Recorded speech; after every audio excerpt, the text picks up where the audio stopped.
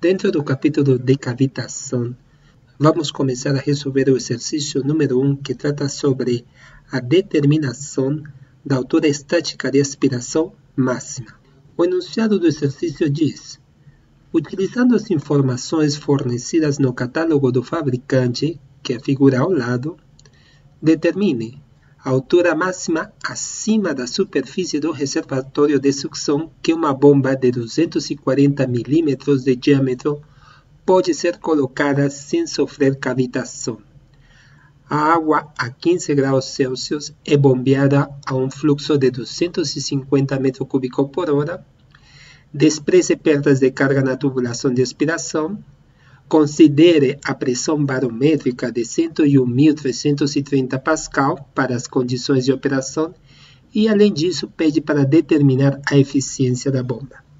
Então, como podemos observar, o fabricante nos fornece as curvas características de 4 bombas com diferente diâmetro do rotor, de 205, de 220, 240, 260.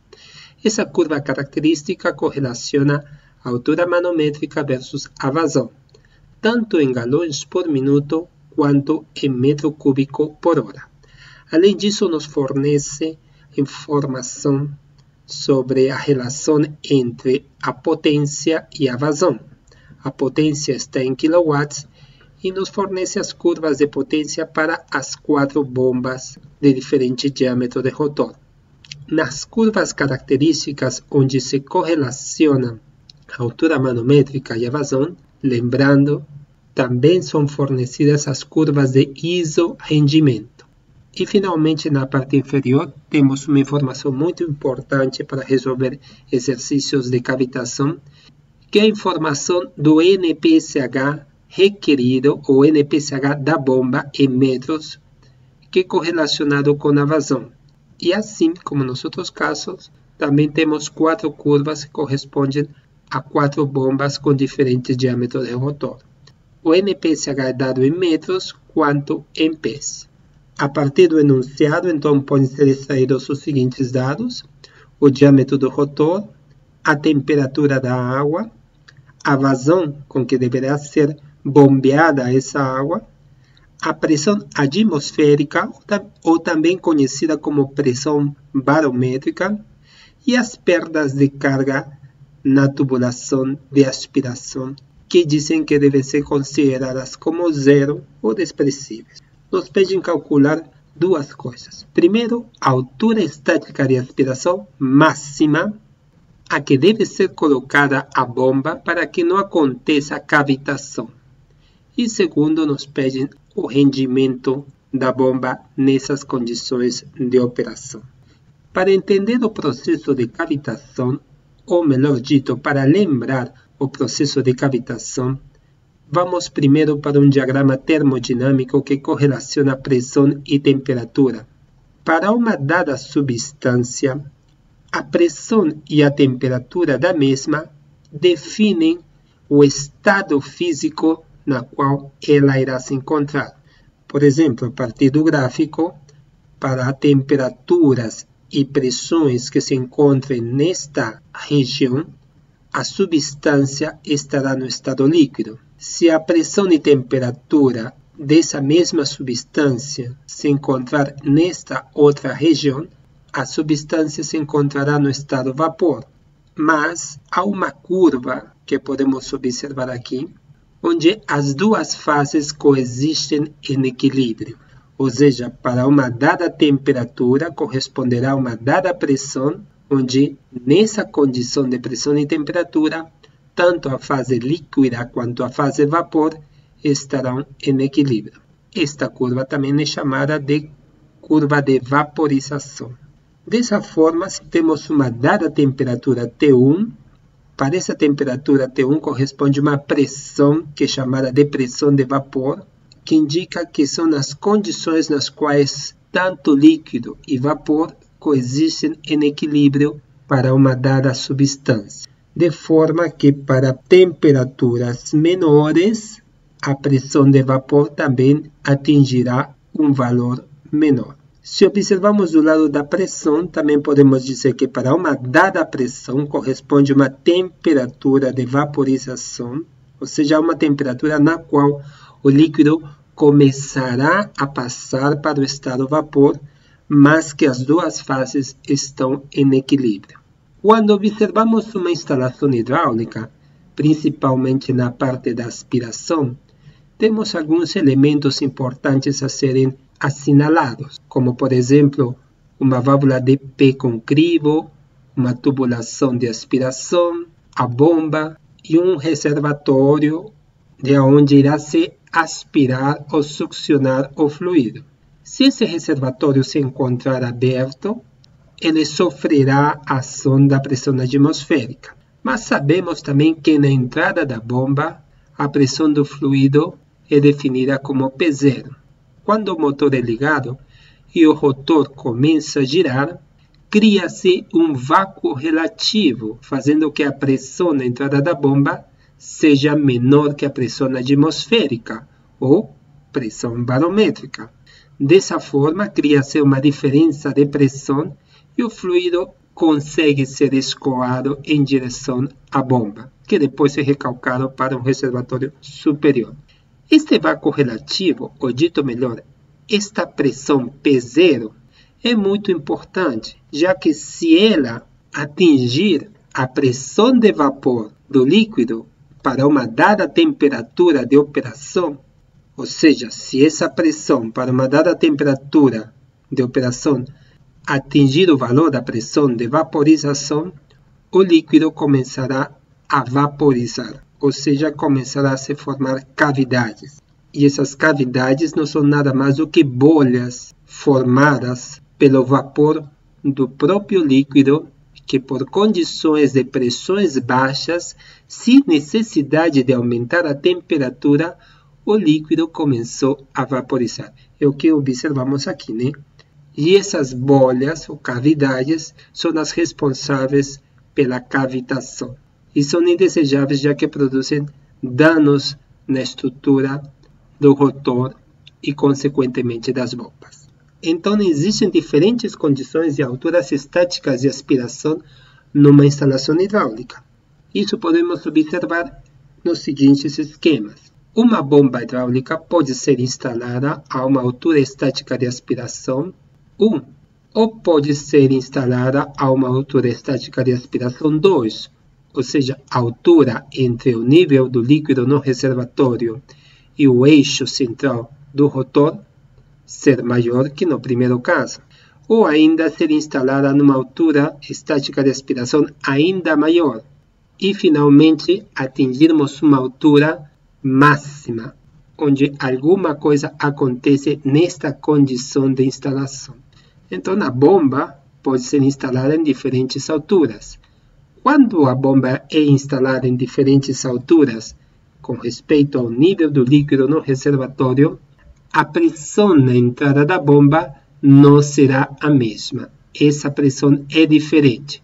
E aqui estou colocando em função de energia de pressão ou altura representativa da pressão. Isto com respeito a este primeiro caso, a P0, e isto com respeito ao segundo caso, terceiro e quarto caso. Para entendermos melhor o que acontece no primeiro caso, correlacionamos a pressão na entrada da bomba, ou a energia representativa da pressão na entrada da bomba, versus a altura. Existe uma correlação inversa, ou seja, à medida que aumenta a altura estática de aspiração numa instalação hidráulica, a pressão na entrada da bomba, a pressão absoluta do fluido na entrada da bomba, vai diminuindo. Para o primeiro caso, para uma altura HA1, temos uma pressão na entrada da bomba, dita como 1, que atingiria este ponto desta curva. Ao mesmo tempo, podemos correlacionar a pressão de vapor sobre o peso específico, que também é chamada de energia de pressão de vapor, versus a temperatura. E como vimos no slide anterior, essa correlação apresenta uma curva com este formato. Toda instalação hidráulica succiona ou trabalha com um fluido numa temperatura constante. Então, definimos essa temperatura como sendo constante e para essa temperatura como sendo definida constante corresponde uma pressão de vapor. Nestas condições, quando juntamos as duas curvas, vemos que elas se encontram em um dado ponto. Quando observamos o segundo caso, temos uma altura estática de aspiração um pouco maior, que corresponderá para essa altura estática um pouco maior, uma pressão absoluta na entrada da bomba um pouco menor que no caso anterior. Entretanto, a temperatura do líquido não muda, consequentemente ele continuará com sua temperatura e sua pressão de vapor. No terceiro caso, aumentamos ainda mais a altura estática de aspiração, ou seja, a distância, ou a altura na qual é colocada a bomba com respeito ao nível do reservatório, e vemos que a pressão na entrada da bomba, no caso 3, se torna menor que no caso 2. Mas no caso 4, observamos que aumentando a altura estática de aspiração, conseguimos atingir um ponto onde a pressão na entrada da bomba é igual à pressão de vapor do líquido para a mesma temperatura de trabalho. Significa que nesta condição de trabalho é a condição máxima, limite. A partir dela, se aumentamos um pouco mais a altura estática de aspiração, começará o processo, o fenômeno de cavitação. Então, essa é a condição máxima e a condição não recomendável de se trabalhar. Geralmente se trabalha em condições de altura de aspiração menores que a condição máxima. Para determinar a altura máxima na qual a bomba deve ser instalada antes de que aconteça o fenômeno de cavitação, fazemos uso do NPSH disponível e do NPSH requerido. A teoria nos diz que o NPSH disponível deve ser maior que o NPSH requerido para que não haja cavitação. Mas vamos lembrar o que é o NPSH disponível. Energia disponível com que o líquido penetra na boca de entrada da bomba e que permite atingir o bordo da pá do rotor. E vamos lembrar também o que é o NPSH requerido. Energia perdida inevitavelmente que deve ser fornecida pela instalação. Em outras palavras, há uma perda devido a atritos, principalmente entre a boca de entrada da bomba e o bordo de entrada do rotor, que são inevitavelmente gastos, têm que ser consumidos, têm que ser fornecidos pela bomba, ou seja, é uma energia perdida. Mas a energia fornecida pela instalação antes da bomba, que é o significado do NPSH disponível, deve ser maior que essa energia que deverá ser inevitavelmente gasta pelo fluido na sua passagem pela bomba. O NPSH disponível está relacionado com a altura representativa da pressão atmosférica, com a altura estática de aspiração, com as perdas de carga na aspiração e com um termo chamado de HV. Esse HV é conhecido como energia de pressão, que não é nada mais do que a pressão de vapor da substância sobre seu peso específico. Para uma dada temperatura corresponderá uma dada pressão de vapor, e isso se encontra tabelado. Substituindo esta equação na inequação de cima, temos a seguinte equação. Rearrumando a equação, teríamos que a altura estática de aspiração é menor que todo este termo daqui, que depende da altura representativa da pressão atmosférica, das perdas de carga, da energia de pressão e do NPSH requerido. Para encontrar a altura máxima na qual uma bomba deve ser instalada, dizemos que a condição limite define que o NPSH disponível seja igual que o NPSH requerido. Em outras palavras, teremos que esta expressão daqui se converte numa igualdade desta forma. E o que significa o NPSH disponível e o NPSH requerido em termos gráficos? Quando plotamos o NPSH em função da vazão, porque ambos são função da vazão, verificamos inicialmente que o NPSH disponível ele é função das perdas de carga na aspiração, e as perdas de carga são função da vazão. Mas como todo este termo se subtrai ao termo de energia ou altura representativa da pressão atmosférica, à medida que aumenta a vazão, então a curva do NPSH disponível diminui. Mas à medida que aumenta a vazão, a curva do NPSH requerido, que é uma condição da bomba, aumenta. A partir desse gráfico, podemos dizer que, numa dada vazão de operação, como a que está sendo mostrada no slide, o NPSH disponível terá um valor maior que o NPSH requerido. Consequentemente, esta será uma condição adequada de trabalho, onde não haverá cavitação. E esta condição, que é a condição que colocamos aqui, corresponderá a uma condição limite. Ou seja, é a máxima condição de vazão, ou nesse caso de altura estática de aspiração, onde uma bomba poderá ser instalada como condição limite de trabalho para que não aconteça cavitação. Mas, como foi mencionado anteriormente, se essa é a condição limite, não deve ser instalada nessa condição limite, senão numa condição menor, ou seja, numa altura abaixo desse valor que vai ser encontrado. A partir dos dados do fabricante e dos dados fornecidos da instalação, então sabemos que a bomba tem 240 milímetros de diâmetro de rotor, ou seja, estamos frente a esta curva característica. E além disso, sabemos que a vazão é de 250 metros cúbicos por hora. 250 metros cúbicos por hora se encontra aqui.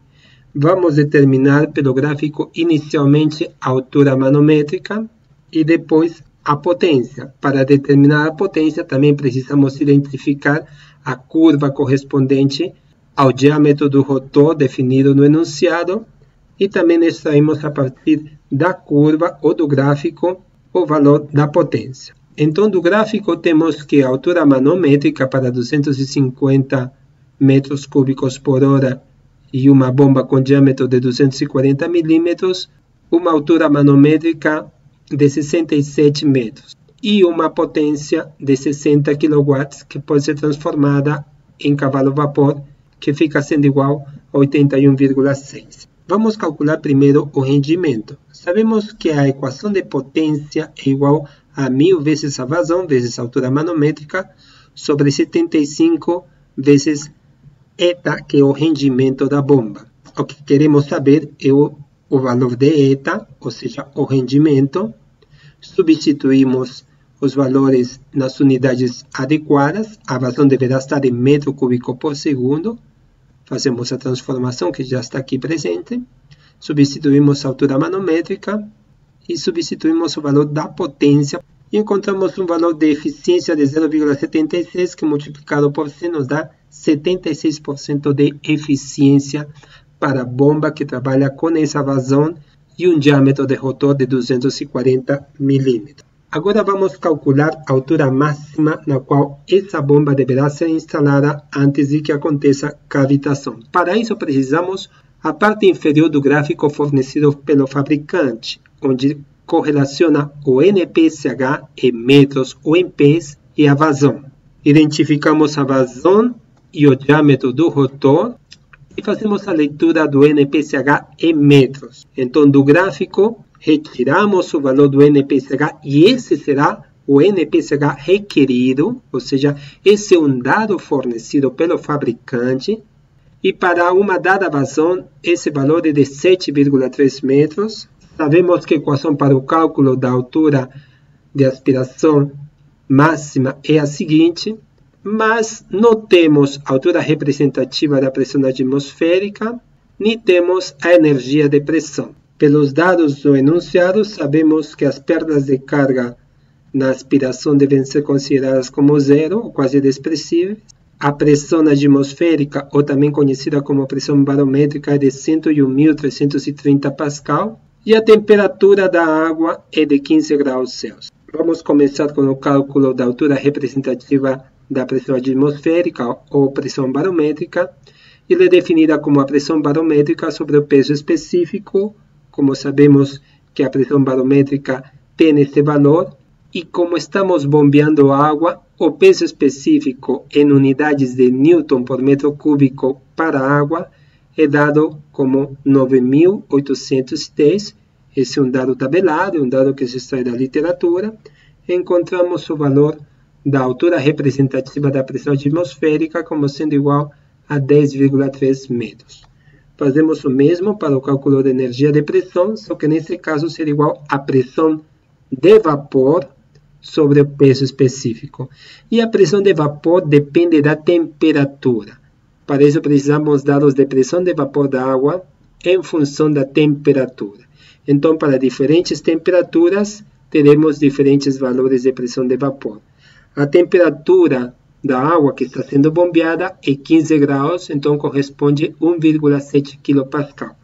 Substituímos na equação e encontramos um valor de energia de pressão de 0,173 metros. Então, retomamos a equação, conhecemos a altura representativa da pressão atmosférica, a energia de pressão e o NPSH requerido, que foi extraído do gráfico em função a partir da vazão de trabalho da bomba. Quando substituímos na equação, encontramos um valor de altura máxima de 2,82 metros. Então, a rigor, esta será a máxima altura estática de aspiração na qual deverá ser instalada a bomba para que não aconteça cavitação. O que se recomenda é se instalar a uma altura abaixo desta. A alturas maiores, a instalação da bomba em alturas estáticas de aspiração maiores provocará inevitavelmente o fenômeno de cavitação.